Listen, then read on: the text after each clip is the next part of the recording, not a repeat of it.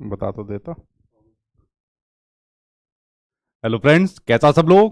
तो फ्रेंड्स, आज की वीडियो के अंदर बात करेंगे आपके एनसीईआरटी के बड़े महत्वपूर्ण टॉपिक की, जिस टॉपिक का नाम है आपका पक्षी यानी बर्ड्स के बारे में। आपके एनसीईआरटी के अंदर ईवीएस के अंदर ये वाला टॉपिक दिया हुआ है, जिसके अंदर आपके कई सारे बर्ड्स यानी पक्षियों के बारे में पूछा जाता है। जैसे आपके उल्लू पूछा जाता है, मैना पूछा जाता है, आपके कलचीड़ी वगैरह, आपके कौवा वगैरह के बारे में पूछा जाता है। तो आज की वीडियो को देखने के बाद दोबारा पक्षियों के बारे में मत पढ़ना, क्योंकि आज जितने भी पक्षी है सबको खत्म कर दिया जाएगा। मतलब रियलिटी में खत्म नहीं कर दिया जाएगा, वीडियो के माध्यम से खत्म कर देंगे, ठीक है। तो चलिए एक एक करके जितने भी महत्वपूर्ण पक्षी है आज उनको वीडियो के माध्यम से कवर करा देंगे, ठीक है। नोट खत्म करा देंगे, उनको कवर करा देंगे। तो आज आपका टॉपिक नंबर ये 26 है। इससे पहले 25 में टॉपिक करा चुका हूं ऑलरेडी, और उससे पहले कई सारी क्लास मैं आपके लिए करा चुका हूं आपके अलग अलग सब्जेक्ट की। एक और जरूरी बात आपसे कहना चाहता हूं, जो बच्चे नोटिफिकेशन का वेट कर रहे हैं, जब तक वो नोटिफिकेशन का वेट करेंगे, फॉर्म भरने का वेट करेंगे, जितने मेरे स्टूडेंट तैयारी कर रहे हैं तब तक तो उनका ये मान के चलिए आधे से ज्यादा चीज कंप्लीट हो चुकी होगी, ठीक है। और जो बच्चे नोट्स वगैरह लेकर तैयारी कर रहे हैं ना, उनका सिलेबस कंप्लीट होकर वो लोग रिवीजन कर रहे होंगे, ठीक है। तो आप लोग नोटिफिकेशन का वेट मत करिए, अपनी तैयारी कंटिन्यूअसली करते रहिए, आपका स्कोर बहुत बढ़िया बनेगा, ठीक। तो अपनी तैयारी स्टार्ट करिए। जो बच्चे नए आए वो चैनल को सब्सक्राइब कर लेना, क्योंकि आपकी ये जो क्लासेज है वो आपके एग्जाम तक चलेगी। जब आपका एग्जाम रहेगा तो चैनल को सब्सक्राइब कर लेना। तो चलिए बात करते हैं पक्षियों के बारे में। जानवरों के बारे में मैं पहले बता चुका हूं, जो आपके महत्वपूर्ण जानवर होते हैं। आज पक्षियों के बारे में बात करेंगे जो आपके एनसीईआरटी के अंदर दिए हुए हैं, ठीक जी। सभी को गुड इवनिंग, मैं ठीक हूं, आई होप आप लोग सब ठीक होंगे।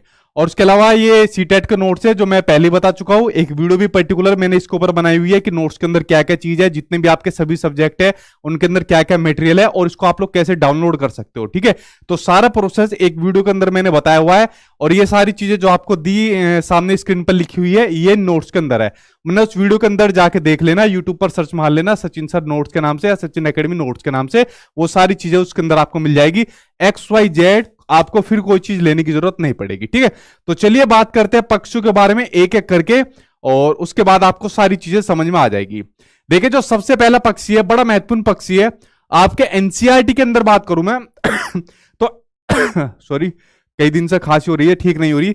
तो एनसीईआरटी में दिया हुआ है आपका बूझो और पहचानो के अंदर एक स्टेटमेंट दिया हुआ है कि एक पक्षी ऐसा जिसकी दुम पर पैसा, सिर से दुम तक दिखे नीला ही नीला। तो वहां पर बच्चों को संकेत दिया हुआ है, एक इंडिकेशन दिया हुआ है कि वो है हमारा राष्ट्रीय पक्षी, वो है हमारा नेशनल बर्ड।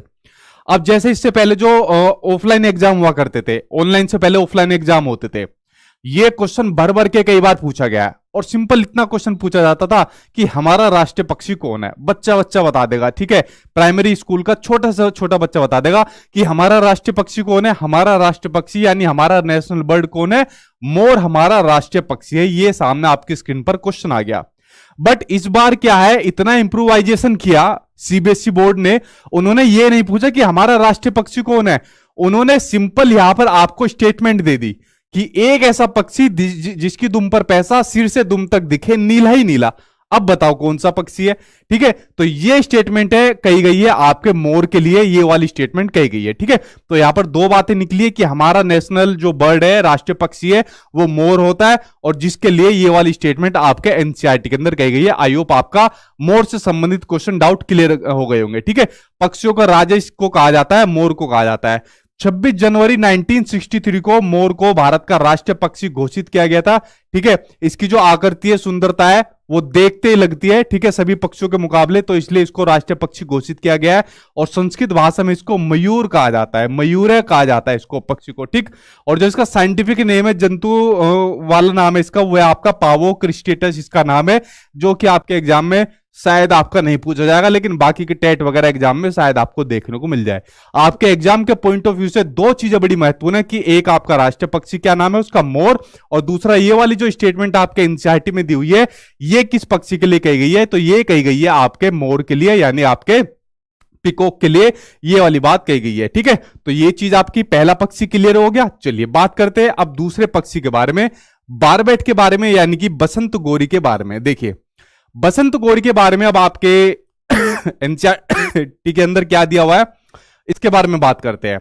बसंत गोरी गर्मियों में क्या काम करती है, टुक टुक करती है, ठीक है, आवाज करती है टुक टुक की, और पेड़ के तने में गहरा छेद बनाकर उसमें अंडे रखती है। आपने देखा होगा पेड़ में जो इस तरीके से तना जो होता है उसमें छेद बना लेती है, ठीक है। हमारे शायद इंडिया के एनवायरनमेंट के अंदर बहुत कम देखने को मिलती है, फॉरेनर के अंदर बहुत ज्यादा देखने को मिलती है, ठीक है, बसंत गोरी, ठीक। वैसे इंडिया में भी बहुत जगह है जहां देखने को मिलती है, लेकिन मैंने फॉरेनर में बहुत ज्यादा देखा है इसको। और टुक टुक की आवाज करती है, ठीक है। और उसके अलावा बात करते हैं वुड पेकर की। आज यार खांसी ज्यादा ही हो रखी है, ठीक है, यानी कठफोड़वा की बात करते हैं। सेम ये भी बसंत गोरी की तरह पेड़ के तने में अपना घोंसला बनाता है, ठीक है। तो दोनों के अंदर सिमिलरिटीज यहां पर देखने को मिलती है। बसंत गोरी कई बार आपके एग्जाम में पूछा जा चुका है। अब बात करते हैं शकरखोरा यानी सन बर्ड की बात करते हैं। शकरखोरा के बारे में बात करते हैं। शकरखोरा किसी भी छोटे पेड़ या झाड़ी की डाली पर अपना लटकता हुआ घोंसला बनाता है। आपने देखा होगा कोई भी पेड़ हो तो उस पर कोई घोंसला आपको लटका हुआ मिलेगा, ठीक है। तो जो भी लटका हुआ घोंसला आपको मिले, ठीक है, आप लोगों ने देखा भी होगा, तो समझ लो वो आपके शकरखोरा का आपको देखने को मिलेगा, सन बर्ड का आपको घोंसला हुआ मिलेगा, ठीक है। जैसे लटका हुआ घोंसला इस तरीके से मिल रहा है आपको, ठीक है। तो ये लटका हुआ घोंसला किसका है? ये आपका शकरखोरा का है। जो इसका घोंसला होता है वो बनता किन किन चीजों का है? बाल का बना होता है, ठीक है, किसी के भी बाल हो, आदमी के हो, जानवर के हो, किसी के भी हो, तो उसको इकट्ठा कर लेता है। मकड़ी के जाले का होता है, पतली टहनियों का होता है, बारीक घास का होता है, सूखे पत्ते होते हैं, रुई होती है, पेड़ की छाल के टुकड़े होते हैं, और कपड़ों के आपके चीथड़े से बना होता है। ये जो घोंसला बना होता है आपका सन बर्ड का, ये जो आपका घोंसला बना होता है किसका? आपके शकरखोरा का। तो शकरखोरा यहां पर आपका कंप्लीट हुआ। बात करते हैं आपके अगले के बारे में बात करते हैं। अगले आपके आगे आपके बड़े महत्वपूर्ण आपके चील, बाज और गिद्ध। ये आपके एनसीईआरटी में भी तीनों के तीनों आपके सेम एजीटी एक जैसे दिए हुए हैं, ठीक है, चील, बाज और गिद्ध। अब देखिए इनके बारे में महत्वपूर्ण जानकारी पढ़िए आप लोग एक एक करके, ठीक जी, ठीक है। अब देखें चील, बाज और गिद्ध के बारे में। चील, बाज और गिद्ध हमसे 4 गुना अधिक दूर तक देख सकते हैं। मतलब जो इनकी देखने की जो कैपेबिलिटीज है, देखने की क्षमता है, हम मनुष्य की क्षमता हम मतलब हमारे मुकाबले में 4 गुना ज्यादा है, ठीक है। तो पहला पॉइंट तो यह है, ये सबसे ज्यादा बार आपके सीटेट के एग्जाम में पूछा जा चुका है, इस पॉइंट को ध्यान रख लेना। दूसरी बात, जो चील की जो पूंछ होती है वो होती है खांचे वाली होती है। कैसी होती है? चील की जो पूंछ होती है वो होती है आपकी खांचे वाली होती है। जो गिद्ध होता है वो मरे हुए जानवरों को खाकर जगह को साफ कर देता है और आकाश में ऊंचाई पर उड़ता है। बेसिकली गिद्ध भी खुद साफ होते जा रहे हैं, ठीक है। और इसमें मतलब एक ये गंभीर विषय है। गिद्ध क्या होता है? बेसिकली एक दवाई आती है, मतलब अब तो उस पर बैन लग गया है, इंडिया के अंदर भी बैन लग गया है और ऑल ओवर वर्ल्ड के में भी उसके ऊपर बैन लगता जा रहा है। डाइक्लोफिनेक के नाम से वो दवाई आती है। जैसे जो पशु होते हैं तो उनको जो जॉइंट्स की जो दिक्कत होती है, प्रॉब्लम होती है, तो उसमें जो किसान रहता है, जो पशु वगैरह पालते हैं, तो उनको दवाई देते हैं। तो जब वो पशु मर जाते हैं तो गिद्ध आकर उसको खाता है मरे हुए जानवर को गिद्ध खाता है। तो उसके बाद उस दवाई की वजह से जो गिद्ध है वो मरते जा रहे हैं। तो इसलिए गिद्ध की जो जाति है वो दिन पर दिन खत्म होती जा रही है, या कह लीजिए विलुप्त होती जा रही है, ठीक है। ये जो है विलुप्त होती जा रही है, और विलुप्त नहीं, इसको गंभीर विलुप्त कहिए, ठीक है। इसको रेड डाटा बुक के अंदर, ठीक है, रेड डाटा बुक के अंदर, ये क्वेश्चन भी आपका सीटेट के एग्जाम में पूछा जा रहा है। आपका red data book, red data book के अंदर जो भी आपके गंभीर आपके जीव जंतु होते हैं उसको जो है रेड डाटा बुक के अंदर आपका सम्मिलित किया जाता है, ठीक है। इसको जारी कौन करता है? इसको रेड डाटा बुक को जारी करता है आपका IUCN, ठीक है। IUCN की फुल फॉर्म बताओ। तो आईयूसीएन इसको जारी करता है, रेड डाटा बुक को जारी करता है। तो इसके अंदर इसको गंभीर विलुप्त जाति बताया गया गिद्ध को अंदर, और हमारे जो गिद्ध है वैसे बहुत कम होते जा रहे हैं। तो अब जो डाइक्लोफिनेक की जो दवाई है इसको बैन कर दिया है, और धीरे धीरे इसकी जगह पर दूसरी दवाई को मतलब इसको रिप्लेस कर दिया है कि भाई इस दवाई का यूज करिए, और इस दवाई को यूज करोगे तो जानवर भी आपके, पशु भी बचे रहेंगे और गिद्ध भी आपका बचा रहेगा। तो लेट्स सी, देखते हैं इसके परिणाम, मतलब बहुत लंबे टाइम पर बाद देखने को मिलेंगे, ताकि गिद्धों को मतलब बचाया जा सके, इनका कंजर्व किया जा सके ज्यादा से ज्यादा। आप लोग देखोगे आपके आसपास तक, अब आसपास मतलब गिद्ध आपको ज्यादा देखने को नहीं मिलेंगे, ठीक है। तो आप लोग समझ गए गिद्ध क्या करता है? मरे हुए जानवरों को सफाई का काम करता है, जो गिद्ध करता है, ठीक है। अब अगर गिद्ध ही नहीं रहेगा तो मरे हुए जानवरों की सफाई कौन करेगा, ठीक है। तो आगे देखते हैं। जमीन पर पड़ी हुई कोई चीज किसी चील को 1 से 2 किलोमीटर की दूरी पर साफ दिखाई दे जाती है। तो ये वाली बात इसके बारे में हो गई। तो चील, बाज और गिद्ध के बारे में जो महत्वपूर्ण पॉइंट आपके एनसीईआरटी के अंदर दिए हुए थे वो तीनों मैंने आपको बता दिए, ठीक। आई होप आपके क्लियर हो गए होंगे। IUCN की फुल फॉर्म बताओ कमेंट बॉक्स के अंदर, ठीक, जल्दी से बताओ। चलिए बढ़ते अब आपके अगले पॉइंट की ओर। अगला है आपका पक्षी टेलर बर्ड यानी कि दर्जन चिड़िया। देखो इसके नाम से पता चल रहा है टेलर बर्ड यानी दर्जन चिड़िया। दर्जी क्या काम करता है, टेलर क्या काम करता है, कपड़े सीने का काम करता है। ये क्या काम करती है, ये अपने घोंसले को सीने का काम करती है, घोंसले को सीती है। ठीक है, जैसा आप लोग देख रहे हो इसके घोंसले को कैसे सिया हुआ है इसने। ठीक है, तो घोंसले को क्या काम करती है, सिलने का काम करती है। जैसे दर्जी सिलता है कपड़ों को, ठीक है, सुई से सिलता है, इस तरीके से अपने घोंसले को सिलती है। तो टेलर बर्ड होती है, दर्जन चिड़िया इसका नाम होता है। तो दर्जन चिड़िया अपनी नुकीली चोंच से पत्तों को सी लेती है और उनसे एक थैली सी बना लेती है और उसमें अंडे देती है। ये विशेषता है आपकी टेलर बर्ड की, ये आपकी विशेषता है। ठीक है, तो दर्जन के बारे में आपका क्लियर हो गया। आगे बढ़ते हैं आपका अब वीवर पक्षी यानी वीवर बर्ड के बारे में। देखो इसके बारे में आपको बड़ा मजा आएगा पढ़ने में, वीवर बर्ड के बारे में। देखो और खासकर पुरुष वर्ग ध्यान से देखना। अब देखो जो वीवर बर्ड है, जो नर है आपके, जो मेल है, मेल जो वीवर बर्ड है वो अपने घोंसले बनाते हैं, मतलब अपने अपने घोंसले बना लिए। और जो फीमेल है, जो मादा वीवर मतलब जो पक्षी है, उन सभी घोंसलों को देखती है। ठीक है, और देखने के बाद फिर उनमें से जो घोंसले सबसे ज्यादा उसको पसंद आता है उसमें ही वह अंडे देती है। मतलब बेसिकली यहां पर जो फीमेल जो वीवर पक्षी होती है वो यहां पर एक तरीके से अपना स्वयंवर रचाती है कि हाँ भाई मेल जितने भी वीवर पक्षी है अपने अपने घोंसले लगा लो भाई, जो मुझको पसंद आएगा वहां पर मैं अपना माला पहना दूंगी। ठीक है, तो यहां पर स्वयंवर रचता है, यहां पर देख लो यहां पर। ठीक है, तो यहां पर क्या काम करती है, स्वयंवर रचाती है कि जिसका मुझको पसंद आएगा तो मैं यहाँ क्या काम करूंगी, अपना घोंसला जो सबसे पसंद आएगा उसमें वो यहाँ पर क्या काम करेगी, अपने अंडे देगी। ठीक है, तो यहां पर रचाया जाता है इनका स्वयंवर, जैसे यहां पर मचाया जाता है मतलब मनुष्य के अंदर। ठीक है, तो ये बात हो गई आपके वीवर पक्षी की। ऑनलाइन एग्जाम में पिछली बार आपका कई बार पूछा गया था वीवर पक्षी से संबंधित। ठीक, अगला पक्षी आ गया आपका फाख्ता पक्षी। फाख्ता के बारे में सिर्फ इतना ही आपको जानना है, एनसीईआरटी में इतना ही दिया हुआ है और आज तक सीटेट में भी इतना ही आया है कि जो फाख्ता पक्षी होता है वो आपका कैक्टस, कांटों के बीच और जो आपकी मेहंदी की जो मेड़ होती है उसमें अपना घोंसला बनाता है। सिर्फ इतनी बात जान लेना, इसके बाद आपको सिंपल सा और कुछ जानने की जरूरत नहीं है। ठीक है, इतना ही आपके एग्जाम में आता है और इतना ही एनसीईआरटी के अंदर दिया हुआ है। सबसे महत्वपूर्ण आपका आ गया पक्षी। ठीक है, और सबसे महत्वपूर्ण जो आपके सीटेट के एग्जाम में सबसे ज्यादा पूछा गया था पिछली बार ऑनलाइन एग्जाम में। अब देखिए मैं आपको एक डिफरेंस बताता हूं कि पिछली बार जो ऑनलाइन एग्जाम में आता था उल्लू और जो ऑनलाइन एग्जाम में आया, तो सबसे ज्यादा डिफरेंस देखने को क्या मिला था। अब जब इससे पहले जो ऑफलाइन एग्जाम में उल्लू के बारे में पूछा जाता था तो वो ये पूछा जाता था कि जो उल्लू होता है वो अपनी गर्दन पीछे तक घुमा सकता है, मतलब 360 डिग्री तक अपनी गर्दन को घुमा सकता है जो उल्लू होता है।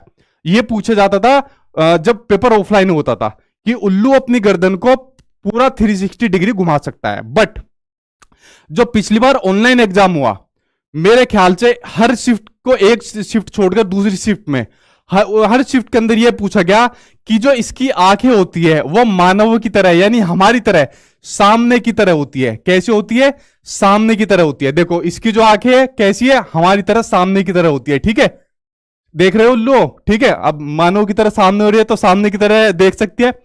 यह सबसे ज्यादा क्वेश्चन पूछा गया आपके ऑनलाइन एग्जाम के अंदर। वेरी वेरी इंपोर्टेंट लगा लो इसके ऊपर। ठीक है, सबसे ज्यादा आपके ऑनलाइन एग्जाम में पूछा गया, मेरे ख्याल से इसकी कोई गिनती नहीं है। तो इस पॉइंट के ऊपर सबसे ज्यादा नजर डाल लेना कि इसकी आंखें मानवों की तरह सामने की तरफ आपकी होती है। ठीक है, और 360 डिग्री तो आपकी घूमती घूमती है। बट यहां पर बच्चों के अंदर सबसे ज्यादा कंफ्यूजन होती है उल्लू और मैना के अंदर। अब आपको ध्यान रखना है जो मैना होती है वो झटके से अपनी गर्दन आगे पीछे करती है और जो उल्लू होता है वो 360 डिग्री अपनी गर्दन को घुमा लेता है। बट मैना जो होती है वो झटके से अपनी गर्दन को पीछे करती है। ठीक है, तो ये कंफ्यूजन आपको यहां पर रखना है। बच्चे बहुत कंफ्यूज हो जाते हैं, पब्लिकेशन वगैरह की किताब पढ़ते हैं तो उसमें क्लियरिटी नहीं रहती। ठीक है, एनसीईआरटी में ये चीजों को बिल्कुल क्लियर करके दिया हुआ है। ठीक, तो ये बात आपको ध्यान रखनी है और ये सबसे बड़ा महत्वपूर्ण पॉइंट है जो आपको जानना जरूरी था। ठीक है, तो आप लोग समझ गए इस पॉइंट के बारे में। ठीक है, चलिए तो ये बात पढ़ ली, उल्लुओं ने उल्लुओं के बारे में पढ़ लिया। ठीक, आगे बढ़ते हैं अभी इसके बारे में। अब बात करते हैं इंडियन रोबिन के बारे में यानी कलचीड़ी के बारे में पढ़ते हैं। तो देखो कलचीड़ी क्या होती है, कलचीड़ी पत्थरों के बीच में अपना घोंसला बनाती है। इनके घोंसले में पौधों की क्या होती है, नाजुक टहनियां होती है, जड़ें होती है, ऊन होती है, बाल होती है, रुई होती है और ये सब बिछा रहता है इनके घोंसले के अंदर। उसके अलावा ये छोटे छोटे कीड़े ये छोटे छोटे कीड़ों को खा जाती है और जो इनकी चोंच होती है वो क्या होती है, अंदर से लाल होती है। इनकी चोंच क्या रहती है, अंदर से लाल होती है। ठीक है, ये बात होगी कलचिड़ी यानी कि इंडियन रोबिन के बारे में, ये वाली बात होगी। ठीक, अब बात करते हैं कौवे के बारे में यानी क्रो के बारे में। ये और बड़ा इंटरेस्टिंग आपको देखने को मिलेगा।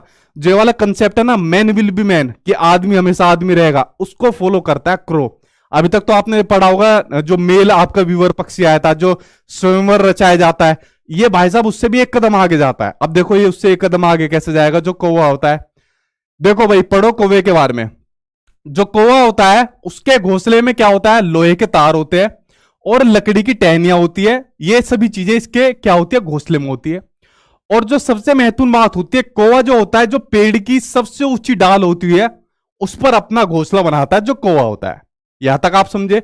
अब इसमें एक महत्वपूर्ण चीज आती है, जो कोयल होती है। कोयल क्या होती है, अपना सबसे मीठा जो गाना होती है उसको गुनगुनाती है, गाती है, जो भी ये करती है। ठीक है, ये कोयल के बारे में जो जानकारी होती है। बट आपके एनसीईआरटी में जो महत्वपूर्ण बात यह है कि ये अपना घोंसला नहीं बनाती। अब अपना घोंसला नहीं बनाती तो कहां बनाती है, वह कोए के घोंसले में क्या काम करती है, अपने अंडे देती है। ठीक है, वह कोए के घोंसले में अपने अंडे देती है। और कोए अपने अंडों को तो सेता ही है, साथ में कोयल के अंडों को भी सेता है। कोआ कहता है कि भाई कोयल कोयल तू अपने अंडे मत से, ठीक है, मैं तेरे अंडों की देखभाल करूंगा, इनको सेऊंगा, ठीक है, मैं इनका सब कुछ करूंगा, तू टेंशन मत ले। तो मैन विल बी मैन का कंसेप्ट जो यहां पर फॉलो करता है वो कौवा करता है। ठीक है, तो देखो कितना जेन्युइन मतलब जेंटलमैन आदमी है कौवा होता है। बेफालतू में लोग इसे काला कौवा और मतलब पत्थर मार के भगा देते हैं। तो सबसे जेन्युइन जो जेंटलमैन आदमी है, महिलाओं को इससे सीखना चाहिए और पुरुषों को इससे सीखना चाहिए। ठीक है, चलिए बढ़ते हो आगे। कुछ लोग इसे कहेंगे कि मतलब ये तो गुलाम है या महिलाओं का कुछ है, कुछ भी कह लो यार, जेंटलमैन आदमी है। ठीक, और ये क्वेश्चन सबसे ज्यादा पूछा जाता है आपके सीटेट के एग्जाम में। अब बात करते हैं गुरैया के बारे में, बात करते हैं। यहां तक आपका क्लियर हो गया होगा। गुरैया के बारे में जो महत्वपूर्ण चीज है, जो पिछली बार आपके ऑनलाइन एग्जाम में आई, वो पॉइंट भी मैंने लिखा हुआ है जो सामने आपकी स्क्रीन पर दिया होगा। अब देखिए गुरैया के बारे में पहली चीज तो ये है कि ये अलमारी के ऊपर, मान लीजिए कोई भी घर के अंदर अलमारी होती है, कहीं भी होती है, या तो वहां पर अपना घोंसला बनाएगी, या जो मिरर होता है, आईना होता है, या वहां पर अपना घोंसला बनाएगी। ठीक है, ये इसका घोंसला बनाने की जगह है। बट पिछली बार क्या हुआ, आपका जो ऑनलाइन एग्जाम हुआ, ठीक, अब बच्चे बड़े कंफ्यूज हो गए थे पिछली बार जब ऑनलाइन एग्जाम हुआ कि सर पता नहीं कुछ शिफ्ट के अंदर, पता नहीं सर पेपर हार्ड आ गया, मॉडरेट आ गया। ठीक है, ये कुछ शिफ्ट वाले बच्चों ने कहा था, बट पेपर आपका एनसीईआरटी से ही आया था। ठीक है, तो कुछ शिफ्ट वालों को, बच्चों को बड़ी दिक्कत आई थी। मैंने कहा था कि यार आराम से एनसीईआरटी आराम से फॉलो कर लो, उससे बाहर पेपर नहीं आ रहा है। हाँ, 3-4 शिफ्ट के अंदर कुछ क्वेश्चन आ गए थे जैसे यूपी टेट वगैरह में आए थे, बट वो भी बेसिक लेवल के थे। ठीक है, और इस बार तो उनकी भी टेंशन खत्म है, क्योंकि अलग से टॉपिक मैंने अपने नोट्स के अंदर वो ऑलरेडी इंक्लूड करे हुए। ठीक है, तो टेंशन लेने की जरूरत नहीं है आपको।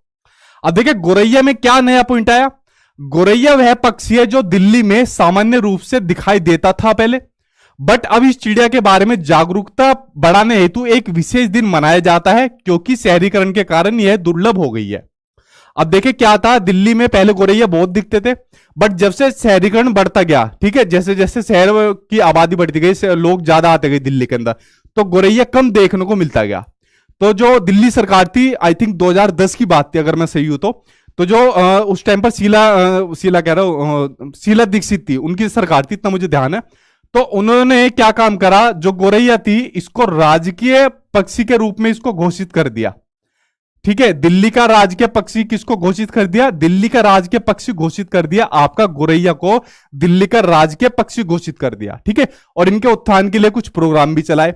और 20 मार्च को आपका विश्व गोरैया दिवस भी मनाया जाता है। कब मनाया जाता है, 20 मार्च को आपका विश्व गोरैया दिवस भी मनाया जाता है। यह भी बात ध्यान रखिए आप। ठीक, विश्व गोरैया दिवस कब मनाया जाता है, आपका 20 मार्च को मनाया जाता है। ठीक, तो गोरैया के बारे में आप लोग समझ गए, एक तो इसके घोंसले के बारे में समझ गए, कहां का अपना घोंसला बनाती है, और जो ये आपका किसका राजकीय पक्षी है, आपका दिल्ली का राजकीय पक्षी है, और दिल्ली में सामान्य रूप से पहले दिखाई देता था। और इसकी जागरूकता के लिए मतलब ये अभियान चला है, ये इसके लिए जागरूकता के लिए ये प्लानिंग चलाई गई थी। ठीक है, दिल्ली सरकार द्वारा जो ये शीला दीक्षित जी ने चलाई थी। ठीक है, जो मतलब नहीं है हमारे बीच में।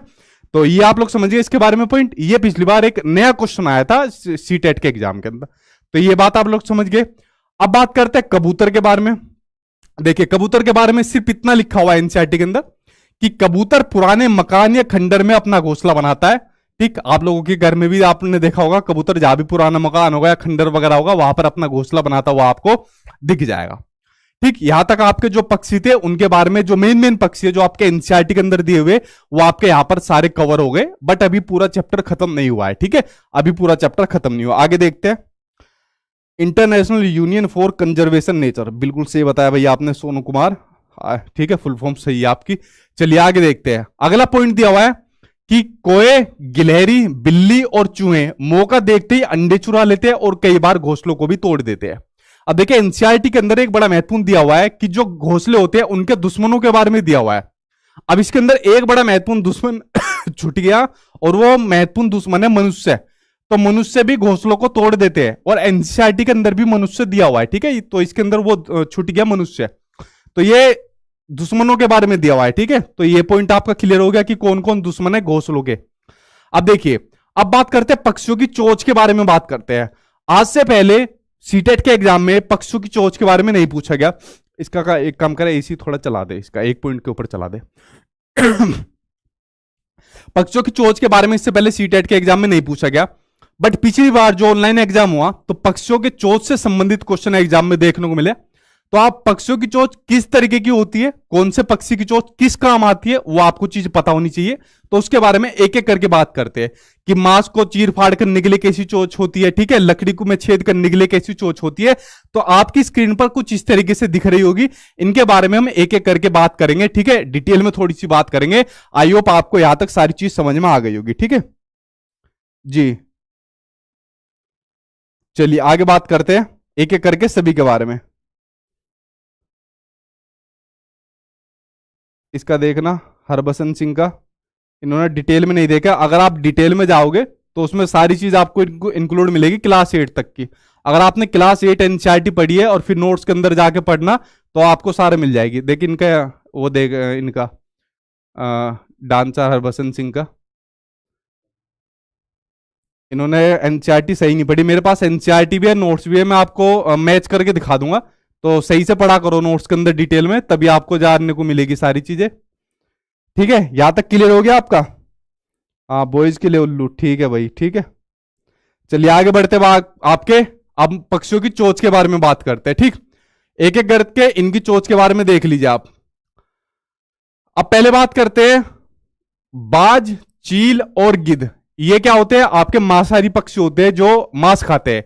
इनकी चोंच कैसी होती है? छोटी होती है और हुक जैसी चोंच होती है। ये क्वेश्चन आपके सीटेट के एग्जाम में पूछा गया था। ठीक है, ये क्वेश्चन किस में पूछा गया? पिछली बार आपके ऑनलाइन एग्जाम में, आपके सीटेट के एग्जाम में आपका पूछा गया था। ठीक है भाई, ये क्वेश्चन आपके सीटेट के एग्जाम में पूछा गया था कि जो मांसाहारी पक्षी होते हैं, मांस खाते हैं, इनकी चोंच छोटी होती है और हुक की तरह होती है। देखिए ये आप लोग देख सकते हो, ये रही इनकी चोंच। मांस और चीर फाड़ करने वालों की हुक जैसी होती है। ये देखिए हुक जैसी इनकी चोंच होती है। यहां मैंने कहां से घुमा दिया, ये रही। ठीक है, तो ये आपकी इनकी चोंच हो गई। उसके अलावा दूसरों की बात करते हैं। तोते की जो चोंच होती है वो होती है आपकी घुमावदार चोंच होती है, और जो फल कुतरने में हेल्प करती है, फलों को कुतरने में हेल्प करती है तोते की जो चोंच होती है। आगे बात करते हैं कबूतर की, गोरैया की आदि में जो चोंच होती है वो छोटी होती है, चौड़ी होती है और मजबूत होती है। ऐसी चोंच अनाज के दानों को तोड़ने में सक्षम होती है। ठीक, कबूतर की, गोरैया की कैसी होती है? अनाज के दानों को तोड़ने में हेल्प करती है। ठीक है, ये जैसे बीज को दबाकर तोड़ने में, ये देखो इनकी ये चोंच हेल्प करती है। ये आपका दिया हुआ इस तरीके से। आगे बात करते हैं मिट्टी, कीचड़ इनसे कीड़े या अन्य छोटे छोटे जीवों को पकड़ने वाले पक्षियों की चोंच लंबी, पतली, नुकीली और मुड़ी हुई होती है। ठीक है, ये सभी जितनी चोंच है इनको देख लो, आपके काम आएगी। आगे बात करते हैं मछली पकड़ने वाली चिड़ियों जैसे सारस की, बगुले की आदि की चोंच जो होती है वो लंबी होती है, पतली होती है और सुई जैसी होती है। आपने देखी होगी, सारस हो गया, बगुला हो गया, चोंच लंबी होती है। ठीक है, तो सीधा चोंच से पकड़ लेते हैं इनको। कुछ पक्षियों की चोंच में फिल्ट्रेशन सिस्टम होता है, यानी निस्पंदन प्रणाली होती है। ठीक है, ये क्या होता है? यानी छानने की प्रणाली होती है। अगर मान लीजिए इनको किसी को पकड़ना है तो उससे धूल मिट्टी या कीचड़ वगैरह जो भी होता है उसको फिल्टर कर देते हैं, उसको अलग कर देते हैं और सिर्फ उसी को खा जाते हैं अपना। तो इन पक्षियों के उदाहरण है हंस हो गया, बत्तख हो गया। ऐसे पक्षी पानी के आसपास रहते हैं तथा अपने भोजन चोंच में लेने के बाद अन्य पदार्थ जैसे कीचड़ आदि को अलग कर लेते हैं, यानी फिल्ट्रेशन कर लेते हैं। तो इन पक्षियों की चोंच ऐसी होती है, ठीक है, जैसे हंस बत्तख, मैंने एग्जाम्पल आपको बता दिया। अब बात करते हैं पक्षियों के पंजे के बारे में बात करते हैं। हालांकि मुझे पंजों से संबंधित कोई क्वेश्चन आपके एग्जाम में नहीं दिखा, शायद कोई आया भी हो, बट मैं रिस्क नहीं लेना चाहता, तो इसलिए मैं पंजों के बारे में भी आपको बता देता हूं, क्योंकि पंजों के बारे में आपके एनसीईआरटी के अंदर दिया हुआ है, ठीक है। अब पंजों के बारे में पढ़िए आप लोग, किस जो पक्षियों के पंजे होते हैं वो किस किस तरीके के होते हैं। देखिए एक एक करके बात करते हैं पंजों के बारे में। सबसे पहले पढ़िए आप लोग, जैसे जो बत्तख के पंजे होते हैं, राजहंस के पंजे होते हैं, पेलिकन के होते हैं। पेलिकन भी ऐसी दिखता है जैसे बत्तख वगैरह होता है, ठीक है। पानी में जो तैरने वाले जो पक्षी होते हैं जैसे बत्तख, राजहंस वगैरह, इनके पंजे कैसे होते हैं? झिल्लीदार होते हैं। ये झिल्लीदार जो पैर होते हैं वो तैरने में इनकी हेल्प करते हैं। ये देखिए, ये इस तरीके के जो आपके इनके जो आपके पंजे होते हैं, झिल्लीदार होते हैं। जैसा आपने देखा होगा जो आदमी वगैरह भी होते हैं, मनुष्य होते हैं, तो आर्टिफिशियल आते हैं, ठीक है। तो इस तरीके के झिल्लीदार आते हैं जो हेल्प करते हैं पानी में तैरने में, बड़े बड़े से आते हैं, ठीक है। तो ये इनके आपके क्या हो गए? पंजे हो गए। अब बात करते हैं कुछ और पंजों के बारे में बात करते हैं, जिन पंजों में आगे की तरफ फैले ही 3 उंगलियां होती है, ठीक। कैसी उंगलियां होती है? 3 उंगलियां। देखो 1 2 3 उंगलियां, आगे तो 3 उंगलियां आपको मिलेगी और पीछे की तरफ एक उंगली होती है। ये रही पिछली तरफ 1 उंगली, ठीक है। तो ऐसे पंजे टहनियों पर बैठने में हेल्प करते हैं। ये 3 उंगलियां आगे की तरफ ग्रिप बना लेगी पकड़ने में, ठीक है, और पीछे की उंगलियां 1 रहेगी, ठीक।